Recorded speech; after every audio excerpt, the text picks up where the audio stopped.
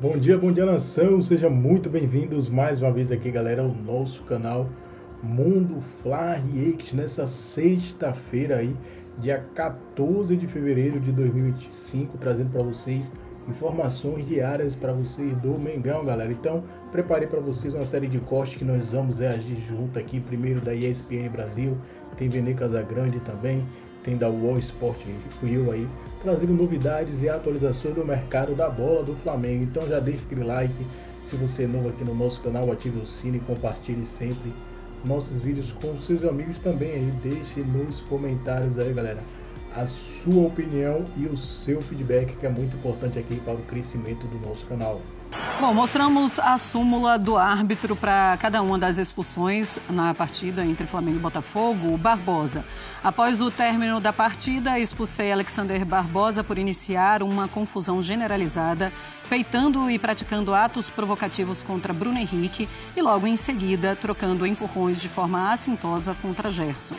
Cleiton. Após o término da partida, expulsei Cleiton por desferir um soco no rosto do Alexander Barbosa.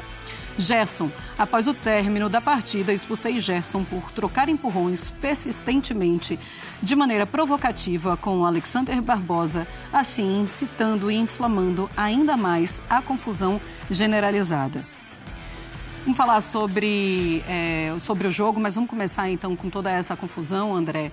E o Pedro, ele termina muito bem a matéria dele. Não tem como você justificar todas essas brigas, muita gente levando para brincadeira, tudo, porque o Barbosa ficou sem dente, mas não era o dente, era a lente de contato. Mas a gente não tem como colocar isso como algo engraçadinho. É muito feio vermos isso acontecer em um clássico ou em qualquer outro jogo. É muito feio mesmo, eu concordo com as últimas palavras do Pedro no material que ele mandou, perdeu o futebol, porque esse tipo de coisa realmente estraga. Eu não sei se faz parte ou não faz parte, como disse o técnico interino do Botafogo, do espetáculo. Do espetáculo certamente não faz parte, né? Ninguém vai ao campo para ver isso, ninguém liga a televisão para ver isso, por mais que esse tipo de coisa, quando acontece, dê mesmo ibope, chame a atenção e as pessoas estejam acostumadas a falar a respeito disso, como nós estamos fazendo aqui por uma questão noticiosa. Um clássico terminou com vitória do Flamengo, mas logo depois do apito final começou uma briga. Essa briga poderia ter terminado, os jogadores ficaram em campo por tempo suficiente para se entenderem ou perceberem o papelão que estavam fazendo. E toda vez que acontece uma cena como essa, ou cenas como essas, alguém diz, como disse o Léo, né? Nós somos exemplos para as crianças, não devemos fazer isso. Mas pouca gente se dá conta disso durante o episódio. O futebol eleva a temperatura do sangue dos jogadores e às vezes é difícil controlar. Nenhuma discussão. Óbvio que isso acontece. Acabou o jogo. A coisa começou depois que o jogo terminou. E houve bastante tempo ainda no campo para que nada mais acontecesse. E aí houve algo que não é normal mesmo, né? Os jogadores do Botafogo se retiraram do campo. Houve um momento em que só havia flamenguistas no gramado do Maracanã. E onde estavam os jogadores do Botafogo? No túnel, à espera. Por que será que eles estavam ali? Eles queriam conversar, pedir desculpas, estender as mãos? Acabar com a confusão, né? Não, e aí a confusão começa de novo. E por sorte, e porque havia mais gente ali também, aí dá para ver claramente a quantidade de pessoas que estavam interessadas em evitar que a confusão aumentasse. Porque é sempre bom lembrar, né? Existe a turma do deixa disso, mas existe a turma do eu gosto disso. E às vezes a turma do eu gosto disso é maior. No caso desse tumulto aí no campo, eu acho que a turma do eu gosto disso foi mais numerosa do que a turma do deixa disso. 3 expulsos, entendi como corretas as atitudes do árbitro do jogo em relação a quem mesmo contribuiu para o pior, né? Para que a briga não terminasse, para que talvez alguém se machucasse, como aconteceu com o Barbosa. Foi clara a agressão do Cleiton, eu acho que ele vai se complicar, porque ele realmente atinge o rosto do jogador do Botafogo, independentemente de quem tenha começado isso. E tudo é muito feio, tudo é muito triste, tudo deveria ter sido evitado. O futebol não merece passar por esse tipo de episódio. Tem uma imagem circulando hoje que chama muita atenção, inclusive algumas pessoas falando, olha, foi aí que começou toda essa confusão, que é do Barbosa, uma tentativa de chute do Barbosa no rosto do Wesley. Vou mostrar de novo, dá a impressão que ele está querendo chutar assim, ou tenta chutar, não sei exatamente como interpretar isso, mas foi algo que muita gente está dizendo que foi aí que começou toda a história, que os ânimos mesmo ficaram muito mais acirrados. É provável mesmo, porque o Barbosa é o jogador do Botafogo que se envolveu na confusão ao final. É ele que vai para cima do Bruno Henrique na hora que o jogo termina. E esse gesto aí é um gesto agressivo, de fato não é necessário. Na frente do árbitro, será que o árbitro não viu? Claro que viu. Depois ele até age para separar os jogadores. Mas talvez essa imagem merecesse uma atitude mais enérgica do árbitro do jogo. E é bastante provável, né? Olhando a imagem depois dos fatos, que essa tenha sido a origem da confusão ao final. Um cartão amarelo aí por esse gesto, André Kfouri? Sim, o vermelho não chega porque não toca, né? Mas acho que um amarelo caía bem. Pois é, pelo menos um se ligue na missão que está todo mundo vendo o que está acontecendo.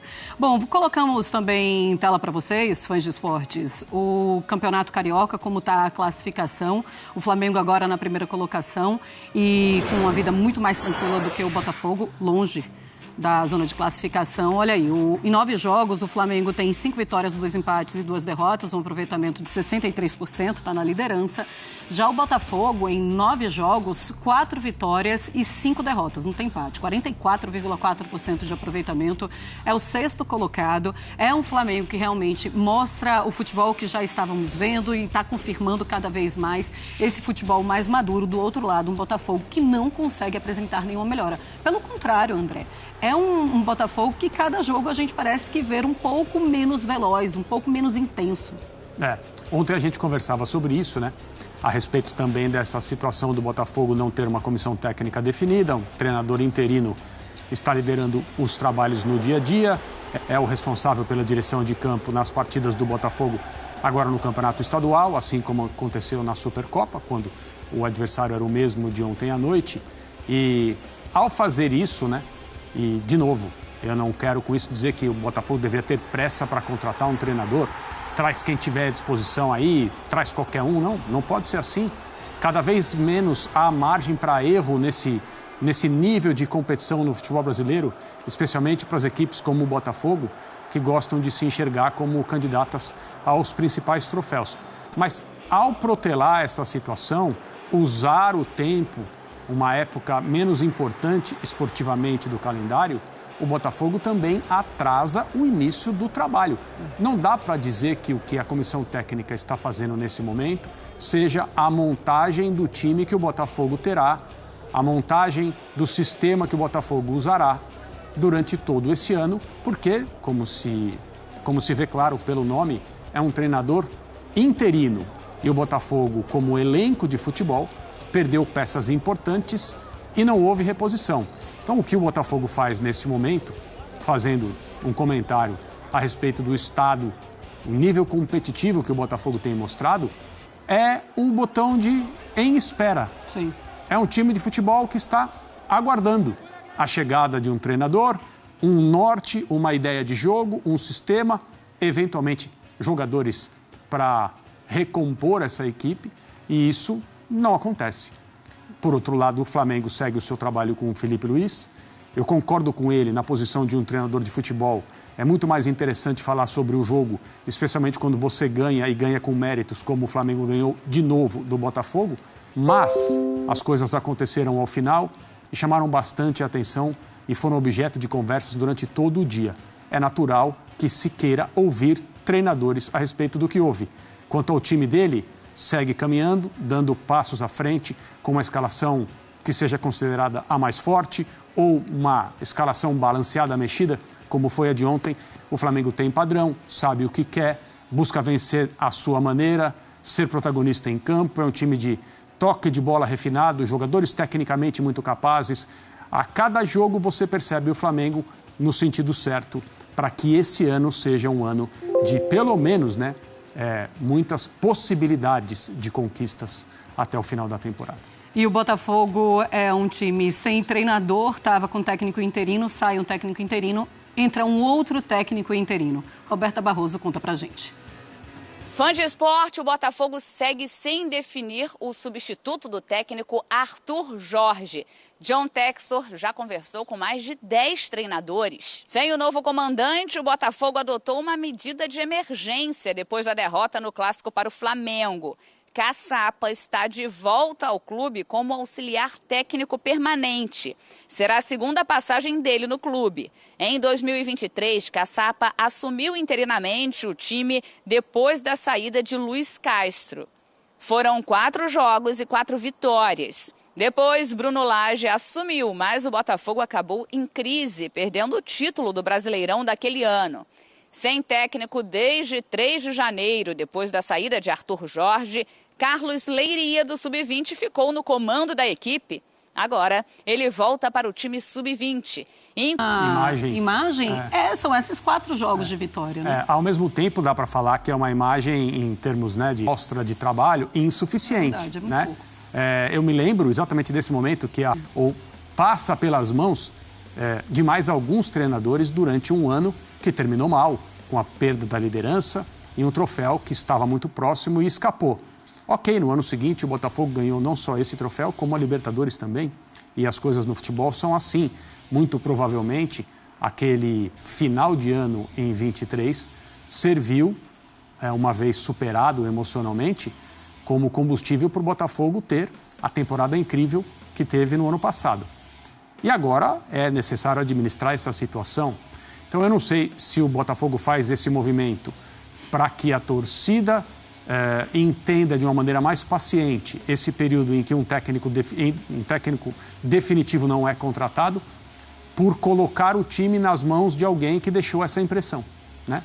Por 4 jogos, o Botafogo jogou bem, nos passou a ideia de que tudo continuaria, pelo menos em termos de futebol jogado, o desempenho coletivo do time, como se nada houvesse, né? Como se não tivesse acontecido uma troca no comando técnico. Mas é um período muito pequeno. São apenas 4 jogos. Vamos ver agora por quanto tempo o Caçapa estará ali na tomada de decisão na comissão técnica. Pois é, depois que ele sai do Botafogo, ele vai para a Europa, fica na Bélgica há algum tempo, não tem muito sucesso por lá, é demitido do clube, inclusive do clube do John Textor, passa um ano ainda sem trabalhar. E agora volta novamente para o grupo do John Textor, para o Botafogo, e agora como auxiliar técnico fixo do Botafogo. Veremos o que vai acontecer então nos próximos jogos com o time. Seguimos o Sport Center, daqui a pouquinho a gente vai falar do Corinthians, que venceu o clássico contra o Santos. Vamos fazer também um balanço desses 3 primeiros jogos do Neymar com a camisa do Santos. Segura aí, voltamos já.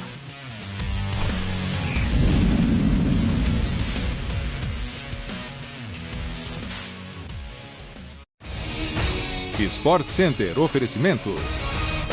Tudo. E agora anunciou o Caçapa, como o Gerson Caçapa, como novo interino. Cláudio Caçapa, desculpa. Como novo interino. Mas o Flamengo vai lá, foi 1-0. Um bom jogo, mais um do Flamengo. Massa, você que está empolgado aí. Acho que foi um jogo bom. Mais uma vez a gente vê, né, o modelo do Felipe Luiz em campo, isso é legal. O Flamengo aos poucos vai encontrando soluções até esperar o Pedro voltar. O Flamengo está com o elenco praticamente pronto, né? Está com o elenco formado e o Felipe Luiz se coloca num lugar interessante, né? Quando ele fala assim, não, tem que dar um reajuste pro Gerson. Vocês viram isso? Uhum. Que o Gerson está aí discutindo e tal, não sei o quê. Então ele começa a assumir verdadeiramente o comando ali do vestiário, dos jogadores, muito, muito bom. Ver o Felipe Luiz é uma boa situação no futebol brasileiro, né? É um bom nome surgindo. Vamos ver se ele se mantém assim. O Flamengo fez Pra mim, eu não achei... Vocês acharam ruim o jogo? Não. Eu não achei ruim, achei um bom jogo, cara. Achei que o Flamengo fez o suficiente para vencer. Apesar das chances que o Botafogo teve ali no final, o jogador salvando em cima da linha no segundo tempo, né? Isso aí que a gente tá vendo aí o Felipe Luiz explica, né? É coisa do ano passado, quando o Botafogo estava por cima, com provocação e tal. Tem uma rivalidade grande, histórica, incrementada pelos últimos duelos. Teve a final da Supercopa há pouco tempo. E aí que tá, eu acho que o Botafogo sabático, ele não consegue nem se mobilizar com algumas situações contra ele, como a questão, o Vessone acabou de falar do grande lance polêmico de arbitragem, a cotovelada do De La Cruz, que era para expulsão. Uhum. Você não tem um técnico efetivo, o seu dono está em outro lugar. Eu fico me colocando no lugar dos jogadores do Botafogo remanescentes da campanha do ano passado, como o Barbosa. Sem técnico, dono tal, aliás, tinha atrasado a premiação, né, dos jogadores. Cara, os caras estão largados, velho. Estão largados. Para você explicar a questão do Caçapa, só para o interino, assim, sai o técnico que dirigiu o Botafogo até agora, volta para o Sub-20, entra o Caçapa para essa parte final, até o Botafogo contratar um técnico efetivo. É várzea. Não é estratégia, é várzea. É muito boa essa definição. Os caras estão largados, né? Faltam 15 dias para fechar a janela a primeira, certo? O Massinho tem essa conta na cabeça, por outros motivos. Em 15 dias, o Botafogo vai formar um time para o semestre e contratar um técnico em 15 dias com essa... E o que acontece nesse campeonato, a gente vê a classificação aí, o Flamengo tranquilo, é possível, até pela combinação, só o Flamengo estar entre os 4. A derrota coloca pro Botafogo, o Vasco é o outro grande que está entre os 4. Só que o Vasco joga contra o Flamengo e contra o Botafogo, nas 2 últimas rodadas. É bem possível. Se o Flamengo vencer o Vasco, e o Flamengo contra o Vasco vai ter a volta. Ontem, vários dos titulares que vinham jogando foram preservados. O Gerson entrou no segundo tempo, foi expulso, mas outros tantos. Se o Flamengo vencer o Vasco, Botafogo e Vasco jogam na última rodada no confronto direto para um dos dois tentar entrar, né? O Fluminense vai ter o Nova Iguaçu nesse final de semana, se não vencer, está fora. Pode ter só o Flamengo. O Botafogo estava acostumado com esse cenário de não disputar as finais, mas não é o estadual que me preocupa o Botafogo. É a questão do resto do ano. Largar a Supercopa, a Recopa, significa você não valorizar os títulos que você conquistou a temporada passada. Simples assim, o campeão brasileiro, o campeão da Libertadores, contra o Racing. Então eu acho, cara, pode ser revolucionário, diferente essa estratégia, esse ano sabático, mas, cara... Eu não sei o que é, na verdade, como disse o Vessone ontem, a gente vai analisar como, a gente não sabe o que está acontecendo, o que é. E sabe por que você faz isso daí, de efetivar alguém que vem de fora, um suposto auxiliar, e aí você um interino efetivado, na teoria, né? Porque, para não deixar o largado, como vocês disseram, porque para um elenco, num CT... O cara tá entrando no campo para treinar, ele olha lá e fala, olha quem tá aí. Aí você vai indo lá, cara. Se o Arthur Jorge tá ali, cara, o comando tá aí, cara. O comandante tá aí. É outra visão. Claro. Internamente é outro mundo. O jogador de futebol não respeita muito o interino. Esse cara vai sair já tal, e vai levando. Talvez ele não tenha essa noção, o Textor, de como é isso dentro do futebol, não é possível. Não sei se já aconteceu na vida de vocês, do ponto de vista profissional, quando você está trabalhando numa empresa e as coisas começam a ir mal, aí começa a ir embora um, embora outro, aí sai o chefe, aí sai não sei quem, tal, claro. E aí você vai ficando, essa é a sensação, um certo abandono, né? Então, vamos jogar com o Flamengo lá 2 vezes. Sem técnico, vai do jeito que tá, né? O Textor não tá aí. É um desrespeito com o Botafogo, né? E com os caras que estão lá, inclusive. O Textor tá fazendo com a instituição um desrespeito. Né? Tá todo mundo falando, viva o Textor, que legal. Que o cara... dá uma atenção que o Textor falou assim, bom, agora eu já te dei aqui um brasileiro, uma Libertadores, agora vou cuidar da minha vida. Dá o prêmio aqui, que eu vou pagar as contas do Lyon. Não dá essa impressão? Até porque nas operações todas de transferência, já é assim. Tira quando quer, põe quando quer, vai pro mesmo clube, retira, vira um hospedeiro e as pessoas se acostumaram. Até então era só nas transferências. Agora está um pouco no dia a dia, no campo, nas tomadas de decisões. Né? Tá extrapolando um pouco isso. E o Flamengo, como disse o Arnaldo, pode caminhar para ter uma semifinal, inclusive só com pontos pequenos. Uma fase final só com pequenos. E até o Flamengo deve estar olhando e falando, vai, pelo menos um, né? Pra dar graça. Pior que é verdade. Sim. É isso, a responsabilidade vai ficar toda com o Flamengo, se isso acontecer. mas o Fluminense me parece praticamente fora. Né? O Botafogo também. Eu vou fazer uma outra pergunta para vocês. Lá vem. Quem é mais dominante no seu estadual? Sabia. O Flamengo no Rio ou o Corinthians em São Paulo? Calma aí. Quem é mais dominante neste momento, neste estadual? Esse estadual. Em 2025, quem é mais dominante no seu estado? E no seu estadual? O Corinthians, né? Corinthians ou o Flamengo? Pela dificuldade que o campeonato oferece, o Corinthians. Ser o Flamengo, fazer o que o Flamengo faz, é mais fácil do que o Corinthians fazer o que ele faz. Sim, mas isso não significa que ele não seja mais dominante. Para mim é o Flamengo. O Flamengo pode chegar numa fase adversário. O Flamengo pode chegar numa fase final sem grandes. Hein? Não, assim, vai. Talvez o que o Corinthians está fazendo seja mais difícil. Os 17 pontos do Flamengo são menores do que os 25 do Corinthians. Eu concordo com você. O trabalho do Corinthians é maior, é mais de te olhar assim, é mais difícil fazer isso. Mas quando você se faz a comparação entre os seus adversários, para mim o domínio do Flamengo é maior. Estou falando, o Flamengo jogou metade do campeonato com o time reserva, os outros também. Só que só o Flamengo está lá em primeiro, os outros não vão passar, pensa. Mas eu acho que a própria circunstância, né? O Botafogo desleixado, o Vasco com problema. Faz o Flamengo ser mais dominante. Mas o campeonato em si é pior. Pode ser. Então, para mim, é o Corinthians. Você está respondendo a uma outra pergunta. Você está perguntando quem joga melhor hoje. Ou quem tem mais dificuldade, ou quem tem desafios, passou por desafios maiores. É o Corinthians. Mas o domínio dentro do seu estado, para mim, é o Flamengo. É isso que eu estou falando. Porque o Flamengo tem quase ninguém para jogar, né? Isso, mas é exato. O que prova o que eu estou falando. Sim, mas não é pela capacidade do Flamengo. Não é, mas não é uma... Só faltam 3 rodadas, 2 no Rio, 3 em São Paulo, né? Isso. Alguns têm 4, quem joga hoje tem 4. Se a gente pegar as 2 tabelas, classificados estão hoje, acabou hoje. 2 grandes no Rio, 2 grandes em São Paulo, se for esse o critério. Né? Palmeiras e Santos não estão classificados.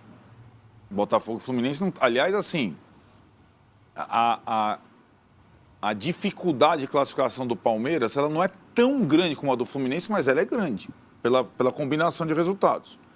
A classificação do Santos é mais ou menos como a classificação do Botafogo. O São Paulo está como o Vasco, é só fazer o trivial, e o Corinthians disparou como o Flamengo. Se você for pegar só grandes, então...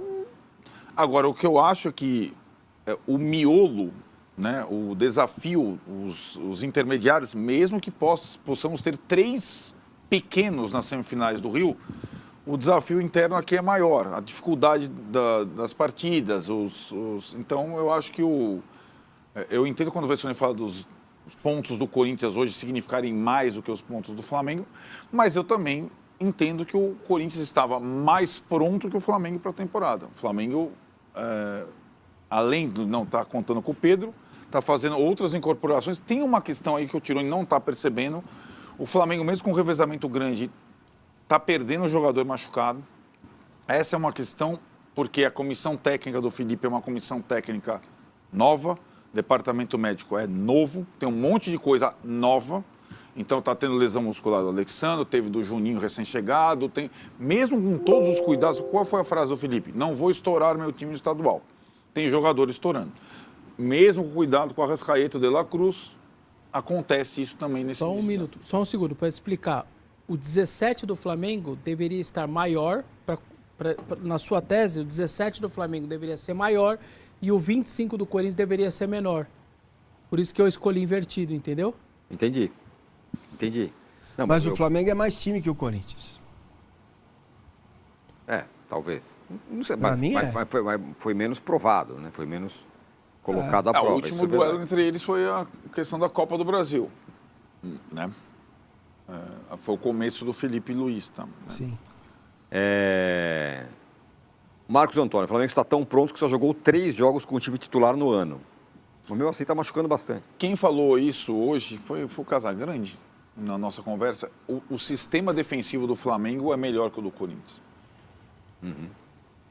A gente pode discutir até, e eu acho que o sistema de criação ofensiva do Corinthians sem o Pedro é melhor que o do Flamengo, mas o Corinthians tem algumas fragilidades que o Flamengo defensivo. O Flamengo tem muito bons defensores. Eu tenho dúvida, cara, porque o Bruno Henrique começou o ano voando, né? Parece na velha forma dele.